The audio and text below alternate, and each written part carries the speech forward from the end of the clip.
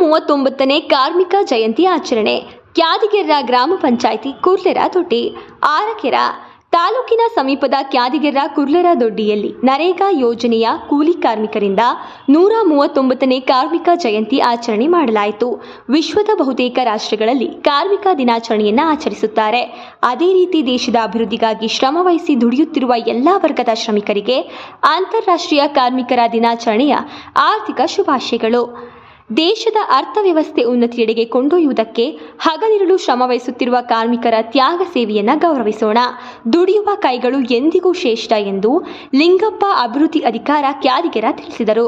ಈ ಸಂದರ್ಭದಲ್ಲಿ ಗ್ರಾಮ ಪಂಚಾಯಿತಿ ಅಧ್ಯಕ್ಷ ನಿಲ್ಲಮ್ಮ ರಾಜಶೇಖರ್, ಜಾನಪ್ಪ, ಗಣಕಯಂತ್ರ ಅಧಿಕಾರಿ ಕ್ಯಾದಿಗೆರ, ಶಿವಮ್ಮ, ನಾರಾಯಣ, ಮಕ್ಕಲಗುಡ್ಡ ತಾಂಡ, ಮಲ್ಲಪ್ಪ ಇನ್ನಿತರರು ಉಪಸ್ಥಿತರಿದ್ದರು.